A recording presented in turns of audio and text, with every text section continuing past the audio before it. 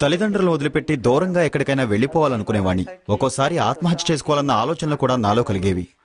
చేతన్ మనసులో ఎప్పుడూ విపరీతమైన ఆలోచనలు. అతని బాల్యం ఆడుతూ పాడుతూ సంతోషంగా గడవలేదు. భయం, దుఃఖం, ఆందోళన మధ్య అతను పెరిగాడు. దీనంతటికీ కారణం అతని తండ్రి తాగుబోతు కావడమే.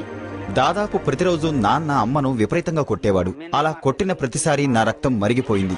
అమ్మ పట్ల అంత క్రూరంగా ప్రవర్తించే అతన్ని చూస్తే విపరీతమైన కోపం వచ్చేది. నాకెంతో బాధగా అనిపించేది. ఆ కోపంలో, ఆ బాధలో నాన్నను చంపేయాలన్నంత పిచ్చి కోపం వచ్చేది. చివరకు ఓ రోజు చేతన్ కోపాన్ని తట్టుకోలేకపోయాడు. రోజూలాగే ఆ రోజు కూడా నాన్న అమ్మను కొట్టడం మొదలుపెట్టాడు. నాకు కోపం వచ్చింది, కానీ ఆపుకున్నాను. నాన్న అమ్మను కొట్టడం ఆపలేదు. విపరీతంగా కొడుతూనే ఉన్నాడు.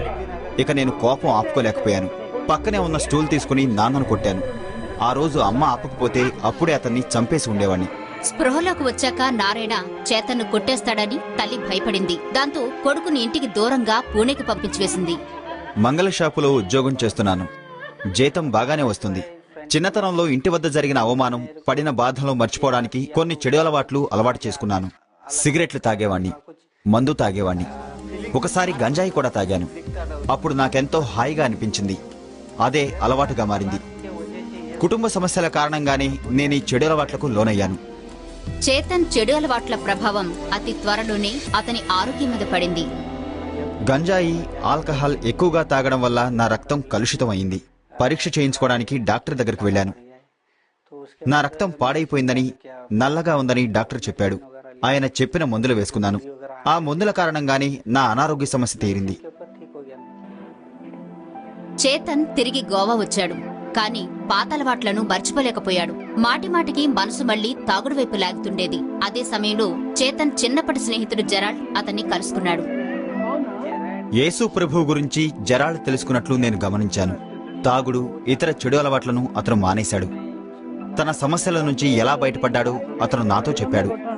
యేసు ప్రభువు గురించి అతను మాట్లాడిన ప్రతిసారి నాకు కొత్త అనుభూతి కలిగేది. గతంలో నేను చాలా గుళ్లకు వెళ్ళాను. అక్కడ వాళ్ళు చెప్పే మాటలు విన్నాను. కానీ వారి మాటల్లో, జెరాల్డ్ మాటల్లో ఎంతో తేడా ఉంది. అతని మాటల్లో నాకు గొప్ప అర్థం కనిపించింది. ఒకసారి అతనితో వెళ్లి నిజం తెలుసుకుందామని అనుకున్నాను. జెరాల్డ్తో స్నేహాన్ని చేతన్ కొనసాగించాడు. ఒకరోజు అతనితో కలిసి ఒక గ్రామంలో నిర్వహించిన చర్చి సమావేశానికి వెళ్లాడు. మొదటిసారి అతనితో వెళ్ళినప్పుడు ఒక చిన్న ఇంట్లో చాలా మంది కూర్చుని ఉండడం చూశాను. వారంతా కలిసి ప్రార్థన చేస్తున్నారు. ఇతరుల సమస్యల పరిష్కారం కోసం వారు ప్రార్థిస్తున్నారు. వారిలో నాకెటువంటి భేదాలు కనిపించలేదు. నేను వారిని కలుసుకోవడం అదే మొదటిసారైనప్పటికీ వారు నాతో ఎంతో ప్రేమగా మాట్లాడారు. అది చూసి నాకెంతో ఆనందం వేసింది. చర్చి సభ్యులలో చేతన్కు ఏదో ఒక కొత్తదనం కనిపించింది. ఒక ప్రేమభావం కనిపించింది. వారి కోసం అతను తరచూ అక్కడికి వెళ్లేవాడు. చర్చికి వెళ్ళినప్పుడు దేవుని వాక్యం గురించి వారు నాకు వివరించేవారు. యేసు ప్రభువు మనుషులందరినీ ఎంతగా ప్రేమించాడో, పాపం చేసిన వారిని కాపాడడం కోసం ఆయన ప్రాణత్యాగం ఎలా చేశాడో వారు నాకు చెప్పారు. బైబిల్లో పేర్కొన్న ఈ సత్యాలను వింటున్నప్పుడు నేనెంతో సంతోషపడ్డాను. చివరకొక రోజు యేసును నా ప్రభువుగా స్వీకరించాను. వారు బాప్టిజం గురించి చెప్పారు. బాప్టిజం తీసుకున్నాను. నా మీద ఉన్న కనిపించని భారం అంతా పోయినట్లుగా, శరీరమంతా తేలికైనట్లుగా అనుభూతి కలిగింది. నా చెడు అలవాట్లన్నీ మానేశాను. గతంలో ఎన్నడూ లేనంత సంతోషం ఇప్పుడు నా జీవితంలో ఉంది. చేతన్కు యేసు ప్రభు మీద నమ్మకం రోజురోజుకు పెరిగింది. ఇలా జరుగుతుందని అతను కలలో కూడా ఎన్నడూ అనుకోలేదు.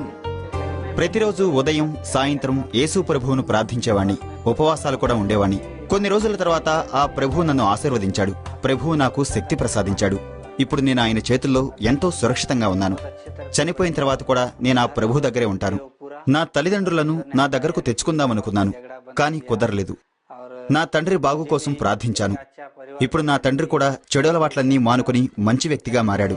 ఆ తర్వాత తండ్రి నుంచి చేతన్కు ఎటువంటి సమస్య రాలేదు. చేతన్ జీవితంలో యేసు ప్రభు చేసిన అద్భుతాన్ని గమనించిన అతని తల్లిదండ్రులు కూడా ప్రభును స్వీకరించారు. తమ ఏకైక దేవునిగా ప్రార్థించారు. చిత్రతో చేతన్ వివాహం జరిగింది. 2 కొడుకులతో అతనిప్పుడు ఎంతో సంతోషంగా జీవిస్తున్నాడు. ఇదంతా జరిగి ఇప్పటికి 13 సంవత్సరాలు గడిచాయి. యేసు ప్రభువును నమ్ముకున్నాక చేతన్ జీవితంలో శాంతి సంతోషాలు వెల్లివిరిశాయి. అప్పటి నుంచి ఇప్పటి వరకు ఒక్కసారి కూడా చేతన్ తన పాత దురలవాట్ల జోలికి వెళ్లలేదు.